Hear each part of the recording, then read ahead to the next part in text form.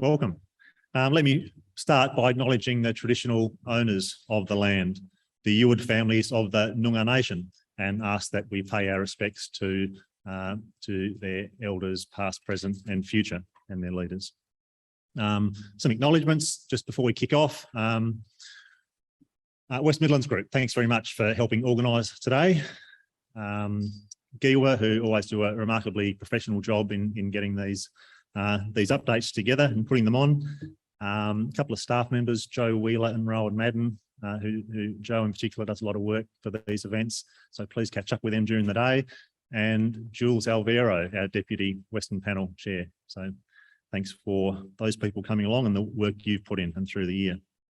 We're actually recording today's sessions. One of the main reasons being is we've had fantastic rain around Western Australia overnight, and there's actually roads cut around the place, which has limited farmers' ability to get around. I know people coming up from Perth had to take a detour and push some people a bit late. So we are recording the sessions today. I feel like the COVID cloud has lifted after 2 years of doing everything by VC. Fantastic to be able to meet in person and run these events. It's actually been a real challenge running these kind of events the last couple of years of having to try to arrange 3 different possible outcomes depending on what COVID rules might be in. So I'm really pleased that that's kind of behind us and we're having these events in person. So my name's Peter Bird.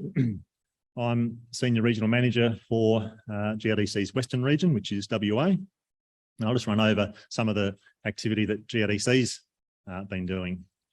Obviously, as for the growers in the room, as levy payers, most of you are really proud and interested in where your levies are spent and what goes on. So here's an opportunity today to capture some of that and give a bit back to you.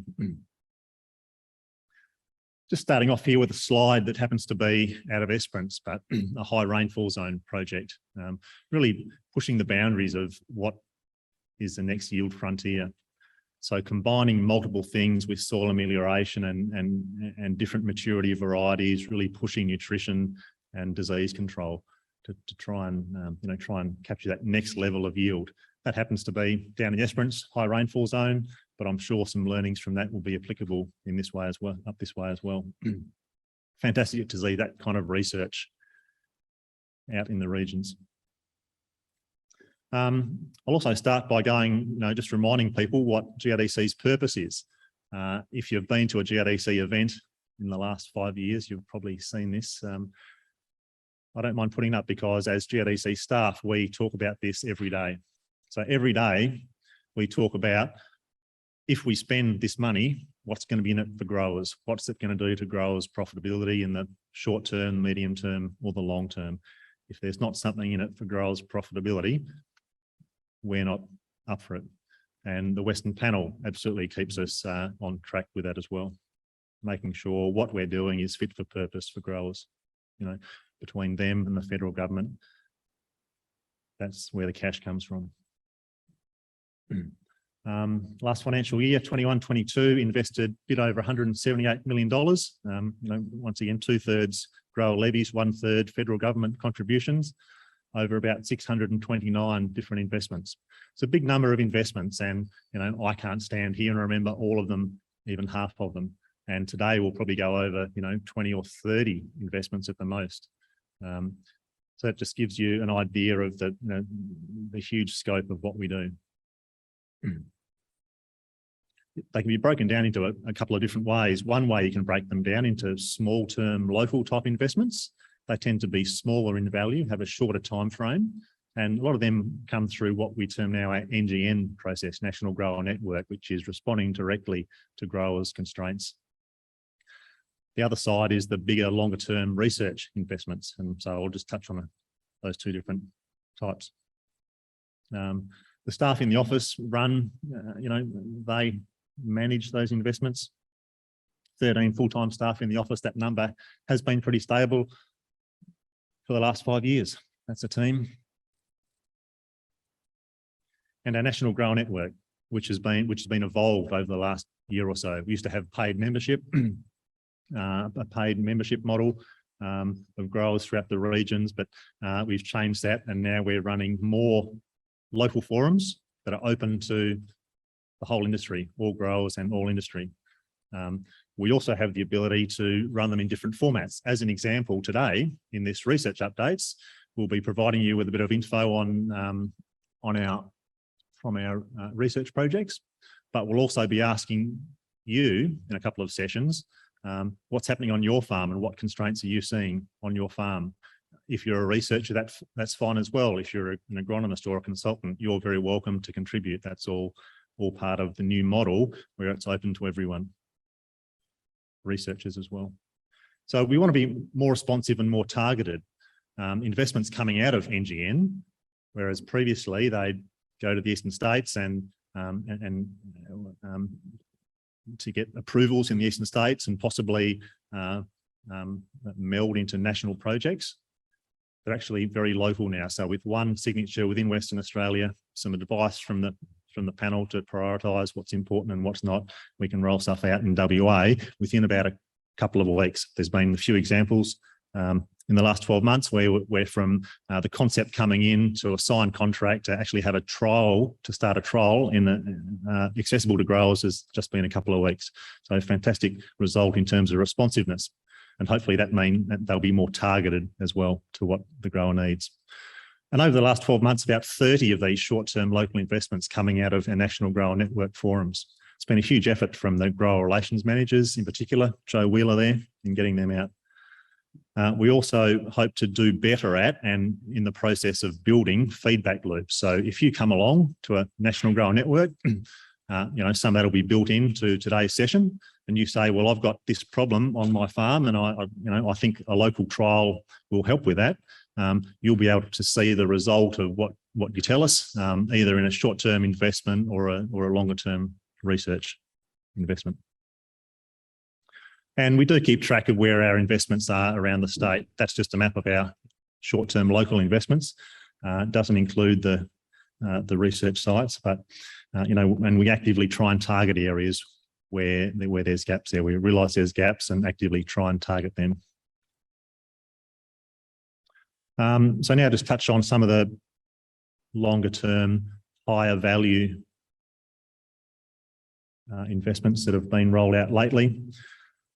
AGIC, we've put $12 million into that, and lucky to have Richard Simonitis here today to tell us a bit about what AGIC does, but some key things there that they've achieved in recent years. Insights into the wheat quality preferences of Asian customers, which has actually guided industry decision making in terms of investment. Diversifying markets for Australian malting barley has been really critical with what's happened in China the last couple of years. Securing access to the more than $1 billion EU canola market. And they've actually done a lot of work in oats and developed some really unique oat-based products. We see that as a crop type that can potentially grow and we can add value to. CCDM, Centre for Crop Disease Management. These are examples of investments that are based here in big investments based in WA that actually deliver nationally. So AGIC, fantastic to have them here in WA, delivering results and to the whole of Australia. Likewise with CCDM, based in WA, a really excellent centre to attract investment, but actually solving problems for the whole of Australia. So there's some things that they've done, but what are they going to do in the next 5 years? $30 million is a big chunk of cash from GRDC to put in there. So what they're going to focus on in the next 5 years is, in this world where diseases are becoming resistant to fungicides and there's not a lot of new fungicides coming through, how are farmers going to continue to protect their crops from disease in that scenario? A new WA farming systems investment, a joint investment with DPIRD. They've chipped in $12 million to this. So great leverage with DPIRD. This came about because we've had a farming systems investment in southern New South Wales for some time that was based on a participatory learning type model where growers actually were involved in what treatments happened in that farming systems investment. It was actually came out with some really great outcomes that farmers were adopting that was actually driving their profitability quite a lot. So DPIRD also were interested in farming systems investment, so came together with them to get this together. There'll be a site in Geraldton, a site in Merredin, and a site in Katanning.